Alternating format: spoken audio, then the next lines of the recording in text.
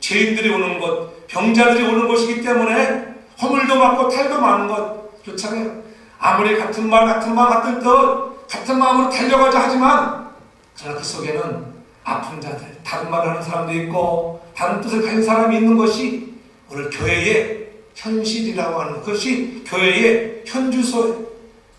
왜요? 교회가 늘 평안하기만 하면 잘 될 것 같습니까? 그렇지 않아요. 교회는 평안하면 죄악에 빠지게 되어 있습니다. 그래서 하나님은 때로는 한번 흔들어요. 어떤 사람은 악한 자를 들어서 흔드시고 어떤 때는 선한 자를 들어서 흔드시고 그때 무엇 하라고요? 기도하라고. 할렐루야. 교회 여러분 가정도 마찬가지예요. 사업장도 마찬가지입니다. 사회도 마찬가지, 나라도 마찬가지예요. 한국이 세월호에 참사로에 북상을 당한 것처럼 많은 어려움을 당하는 것, 그동안 교회는 교회대로 교권주의와 물량주의로 팽창되어져가는 그 한국 사회에 하나님의 경종을 울리시는 것이고, 또 사회는 관료주의에 빠져서 관피하라고 하는 그러한 관료주의 때문에 타락되어져가는 세상을 향하여 다시 한번 새롭게 깨닫게 하셔서 대수술을 하게 하시는 것입니다. 깨어있는 백성은 결코 망하지 않습니다. 깨어있는 교회, 깨어있는 가정 망하지 않습니다. 때로는 어려움이 옵니다. 밀려오는 파도가 높을 수 있습니다. 그러나 밀려오는 파도를 즐길 수 있고 탈 수 있는 여러분 되기 바랍니다. 아멘. 스트레스가 오는 사람이 누가 있겠어요? 스트레스가 다 옵니다. 그 스트레스를 탈 줄 알아야 돼. 탈 줄. 그래서 유머 감각이 좀 있어야 돼요. 유머 감각. 유머라고 하는 것은 여러분 인정해 주는 거예요. 예스하고 나가겠어. 아, 그렇구나. 누가 무엇을 할 때 그렇구나. 먼저 예스하고 나가면은 지금 여유가 생겨요. 여유가 그렇잖아요. 여러분 화나면은 싸우는 게 편해요? 아니면은 참는 게 편해요? 싸우면 원수 됩니다. 그렇죠. 참으면은 화병 걸려요. 그렇잖아요. 그래서 저는 웃고 나가는 거. 아, 그렇구나. 그럴 수도 있구나. 한번 웃어주고 다음에는 뒷면이 싸우든지 여러분 그때 해보는 거야. 뭐. 처음부터 그러면은 이게 끝이 안 나거나 한번 웃어주고 여러분 서로를 상대를 이해할 수 있고 알아줄 수 있는 그런 믿음의 사람들, 오늘 하나님을 떠나 있는 모든 사람들은 다 영적으로 보면 눈먼자요, 벙어리요, 기모거리예요. 안진뱅이요, 중풍병자요, 문둥병자라고 하는 것. 우리 그런 종합병원에 우리가 나와 있습니다. 우리가 영적인 기모리이기 때문에, 장님이기 때문에 우리가 치유를 받아야 하고 볼 것을 보아야 하고 들을 것을 들어야 돼요. 우리가 잘못되어 있으면 듣지 말아야 할 것을 듣고 보지 말아야 할 것을 보게 됩니다. 어떤 때는 장점이 단점이 되고 어떤 경우에는 단점이 장점이 될 때도 종종 있습니다. 그 사람의 장점이 어느 때는 나에게 그것이 아킬레스건으로 다가와서 나를 힘들게 할 때도 종종 있습니다. 그렇잖아요. 어떻게 보면 좋은 것처럼 보이는데 어떤 때는 그 장점이 나를 아주 힘들게 한다는 거예요. 전 여러분들의 인생에 나의 부족을 깨달으며 내가 죄인이요, 내가 환자라 그걸 인정하여 원래 우리를 찾아오시고 회복을 주시고 싸매어 주시는 하나님을 역도 의지하는 인생들 되기를 바랍니다. 아멘. 하나님이 나를 만져주셔야 돼요. 다른 사람이 아닙니다. 주님이 나를 만져주셔야 돼요. 내가 내 영혼이 주님만을 바라겠습니다. 하나님만을 바라겠습니다. 교회도 마찬가지예요. 하나님을 바라고 나오는 거예요. 모집사님이 요즘 안 나와서 나하고 신방 왔는데 보니까 교회 오면은 지금 힘들다고 하시더라고요. 왜냐면은 관심이 없어서 관심을 가져야 돼. 관심을 여러분 꼭 갖길 바랍니다. 몇 사람이 무엇을 하는가 관심을 가져주세요. 밥도 먹으면 늘 누구를 마음먹는 거예요. 자기 마음에 드는 사람 밥 먹잖아요. 그래도 잘 계십니다. 안녕하십니다. 교회가 불편해지면 안 돼요. 교회는 주님 보러 나오는 곳이 할렐루야. 내 마음을 내려놓고 주님을 만나러 나오는 장소가 교회가 되길 주님으로 축복합니다. 교회마다 다 똑같아요. 여러분, 이 교회 저 교회 좀 큰 교회가 낫겠지요. 네, 드러나지 않으니까 왔다가 가는 겁니다. 성도교회 좋은 교회입니다. 여러분의 교회 가장 좋은 교회 그렇잖아요. 우리 아버지 가장 좋은 아버지, 그렇게 말하는 성도가 될 주님으로 축복합니다. 아멘. 여기에 모인 성도들은 모두 이제 주님이 의사로 되시고 교회라는 병원에 와서 치료받기 시작한 환자들의 저나 여러분의 다 환자예요. 저도 한 곳 분해 보면은 온전한 것이 어디가 있겠어요? 목사님이 그럴 수 있는가? 장로님이, 권사님이, 집사님이 그럴 수 있는가? 그럴 수 있지요. 그럴 수 있다고 인정하세요. 그렇잖아요. 그럴 수 있을까? 그러면 그때부터 괜히 마귀가 틈을 타는 거예요. 틈새를 주면 마귀가 찾아오게 되어 있습니다. 그렇죠?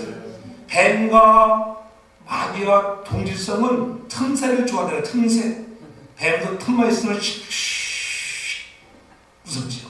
기어들어. 틈새를 주면 이 마귀라고 하는 못된 놈이 들어옵니다.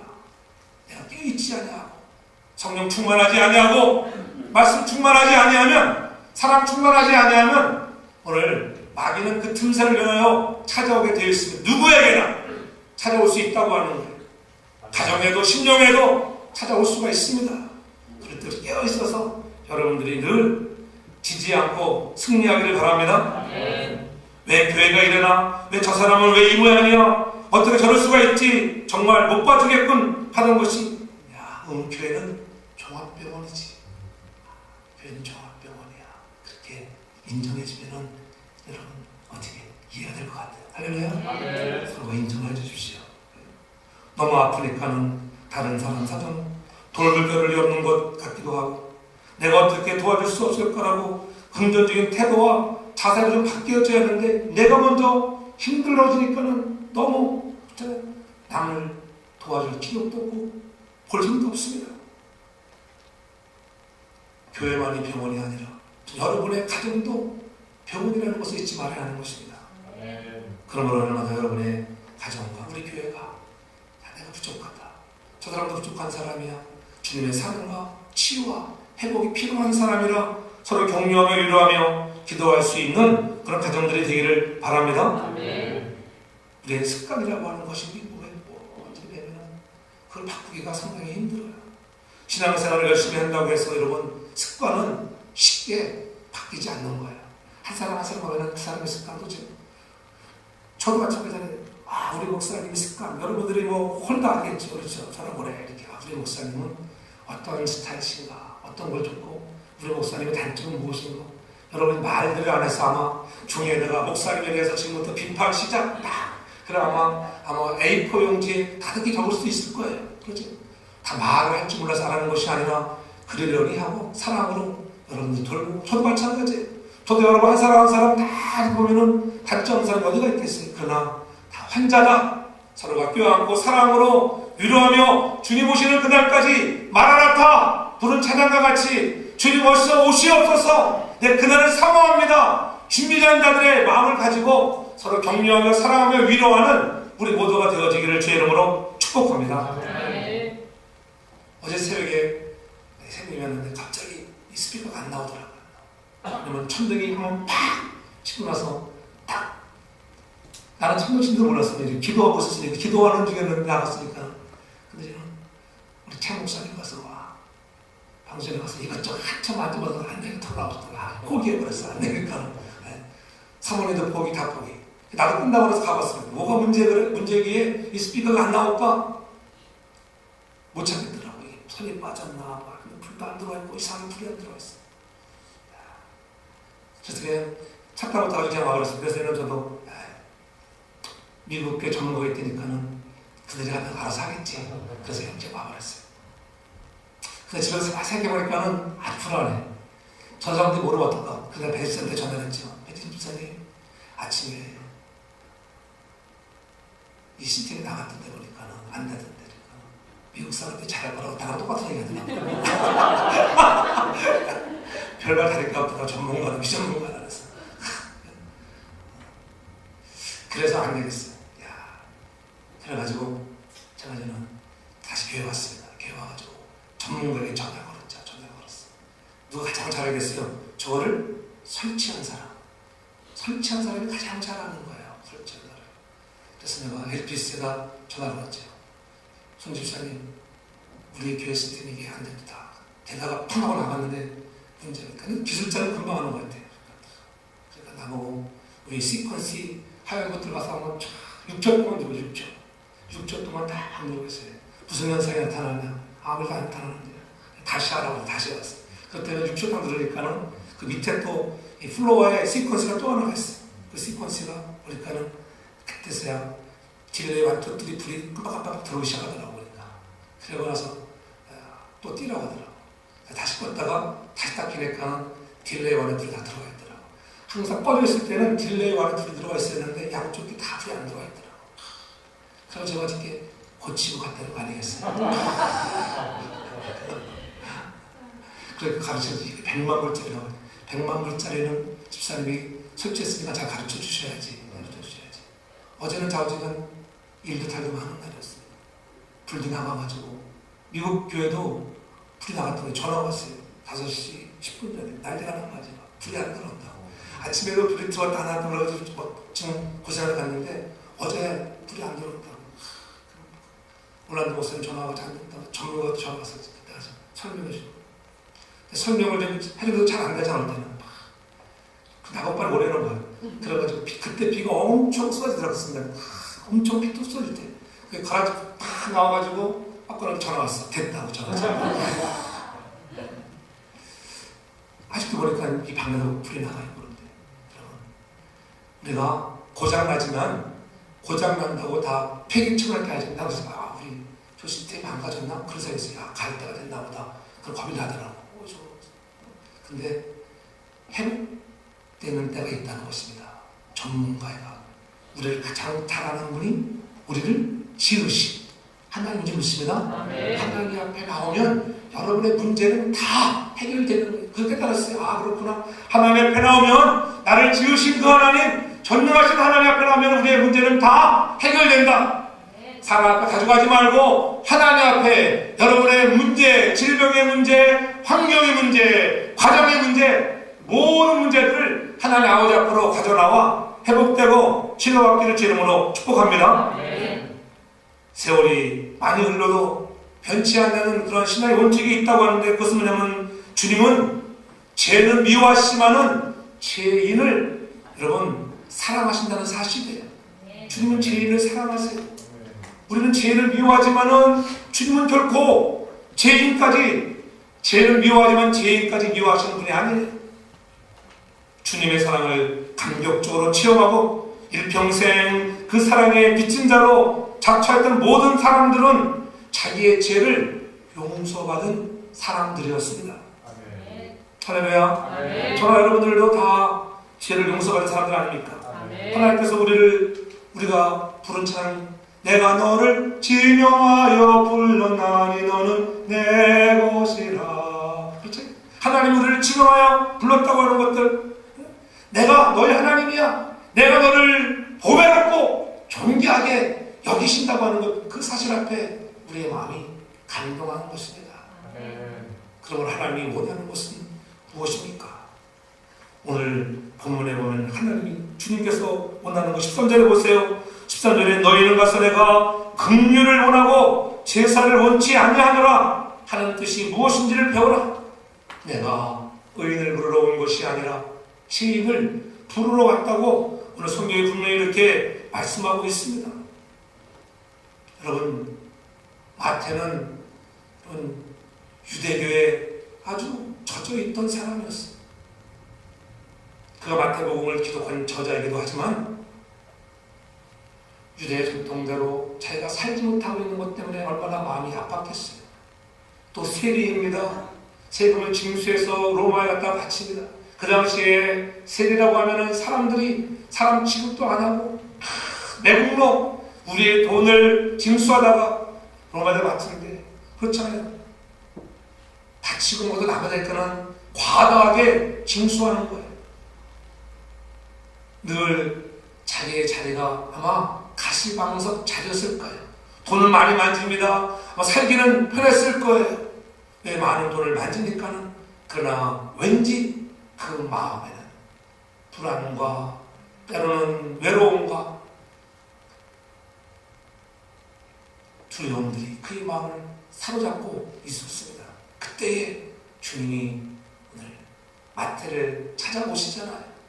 가버나움이라는 곳에는 늘 그게 대도시로 통하는 중요한 통로였고, 또 한편으로는 주님께서 전도의 본거지를 삼아 늘 왕래하시던 그곳, 늘 지나다니면서 몇 번이나 보셨겠어요. 어느 날 때가 되어서 그 길을 지나가시면서 원래 세관에 있는 마태를 부르시는 거예요. 나를 쫓아라! 오늘 그렇게 구절에 말씀하니까는 기다렸다는 듯이 내가 왜 쫓아가야 합니까? 그러지 않았습니다. 자리를 벌떡 일어나서 주님을 따르고 오히려 주님을 자기 집으로 초대하는 모습을 볼 수가 있습니다. 그가 직업을 바꾼다고 하는 것, 오늘 우리가 변화라는 것은 여러분 쉬운 일이 아니잖아요. 무모된 직업을 바꾸는 것은 되게 어려운 일입니다. 더구나 안정된 직장을 포기하는 일 얼마나 힘들어요. 근데 마태는 그런 안정된 직장을 포기해 버렸다는 거예요. 이 고시라면서도 면접해 보면은 좋은 사람들이 많이 와요. 한국에서 유학와가지고 대학 다 나와서 일대로 나오고 또 박사학위 하고, 어떤 사람들은 의사로 일하다가 어느 날 갑자기 하나님의 부르심을 받고 정말 그 콜링에 하나님이 나오는 거예요. 우리가 그냥 그 일하시지, 그냥 공학박사로 그냥 일하시지, 그냥 의사로 일하시지 왜 주의 등에 되려고 하느냐.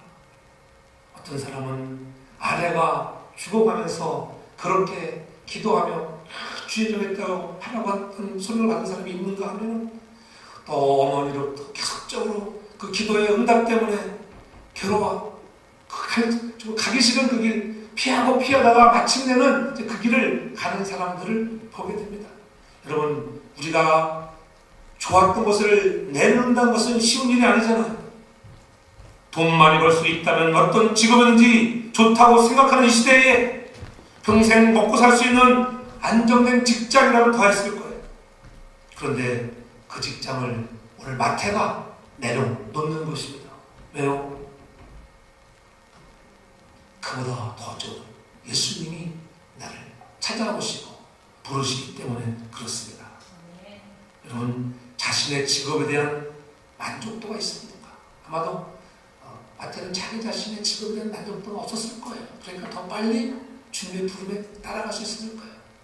여러분 혹시라도 내 직업에 나는 만족하지 못하고 있다, 그럼 한번 생각을 해보세요. 전전긍긍 고민하지 마시고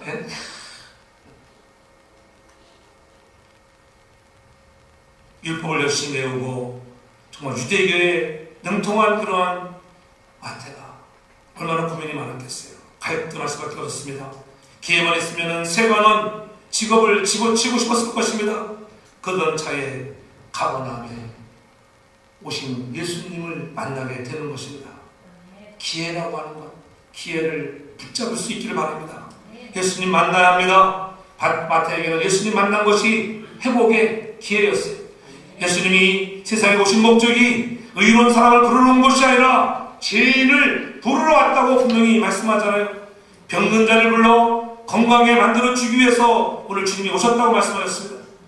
그러므로 오늘 나는 의롭다고 자처하는 자가 되지 말고 나는 죄인입니다, 부족한 사람입니다, 나는 환자입니다, 서로가 이렇게 위로하고 격려하여 주님께로 더 가까이 나아갈 수 있는 우리 모두가 되길 주름으로 축복합니다. 그래서 오늘 그 사랑에 감사하여 마태가 예수님을 집으로 초청하잖아요. 10절에 보니까 예수께서 마태의 집에 앉아 음식을 다투실 때에 많은 세리와 죄인들이 와서 예수와 그 제자를 함께 앉았다, 이렇게 말씀하고 있습니다. 세리와 죄인들이 왔다. 주님께서는 죄인의 친구라고 하는 것, 오늘 세리들의 친구가 되어서 찾아오시는 주님의 사랑을 볼 수가 있죠. 늘 우리와 함께하는 것들, 내가 너와 함께한다고 하는 것들, 내가 너를 떠나지 않을 것이야, 임마누엘의 하나님을 친히 보여주는 것입니다. 그 집에 와서 식사를 하시며 금화져 있는 식사 했잖아요. 죄인들 가는 상종도 안 하는 그런 유대인들, 우리가 혹시나 죄인이라고 상종하지 않은 자가 있습니다. 요한복음 1장 10절에 영접하는 자, 곧 그 이름을 믿는 자들에게는 하나님의 자녀가 되는 권세를 주신다고 약속하셨습니다. 사도행전 16장 31절에 주 예수를 믿으라 그리하면 너와 내 집이 구원을 얻는다고 분명히 약속하셨습니다. 오늘 주님을 영접함으로 우리 모두가 다 그리스도 안에 하나님의 자녀가 되기를 바랍니다. 문제가 해결되고 질병이 회복되기를 바랍니다. 그리고 모든 집안이 하나님의 구원과 축복을 받게 되기를 축원합니다. 내 문제, 이웃의 문제가 보여지고 그들을 위로하며 기도하며 도울 수 있는 사람이 되기를 바랍니다. 오늘 주님은 오늘도 문 밖에서 오늘도 서서 두드리시고 여러분의 마음의 문 밖에서 두드리신다고 계시록 3장 20절에 분명히 말씀하잖아요. 그 음성을 듣고 문을 열면 내가 그에게로 들어가 그로 더불어 먹고 그는 나로 더불어 먹는다는 것입니다. 여러분 오늘 주님은 여러분의 문 앞에 와 있어 주님이 두드리는 노크의 소리를 듣기를 바랍니다. 아멘. 그러니까 12절에 건강한 자에게 의원이 쓸데가 없고 병든 자에게 오늘 쓸데 있다. 주님은 병든 자를 찾아오신 거예요. 병든 자. 바리새인들의 모습에서 신앙의 본질을 모르고 종교적인 규범을 지키는 일에만 몰두한 그들, 자신을 다른 사람들보다 더 거룩하고 의롭다고 여기고 다른 이들을 비난하고 정죄하는 모습들, 자기의 기준을 가지고 다른 사람을 함부로 판단하고 정죄하며 항상 옳은 말을 한다면 다른 이들의 약점이나 허물과 실수를 꾹꾹 집어서 지적하는 까칠하고 피곤한 사람이 될 수 있다고 하는 점을 우리에게 경고하는 거예요. 너희는 그러한 바리새인들과 같은 인생을 살지 말라고 하는 것입니다. 전 여러분들이 나는 죄인입니다. 그와 같은 마음으로 주님을 초대하기를 바랍니다. 네. 진리의 말씀대로 살아오는데 진리를 진리게 만든다는 거예요. 이게 진리라고 자꾸 주장하면서 바리새인들은 이게 진리야. 그래서 다 질리는 것입니다. 그러니까 예수를 안 믿으려고 하고 너나 잘 믿으라는 거. 여러분들이 긍휼을 베풀며 살기를 바랍니다. 오늘 주는 너희는 가서 내가 긍휼을 원한다. 제가 어제 한번 말씀했잖아요. 긍휼이라는 단어. 긍휼이라는 단어가 뭐가 같다 그랬어요? 어머니의 작은이라는 작은 소리와 같은 어머니.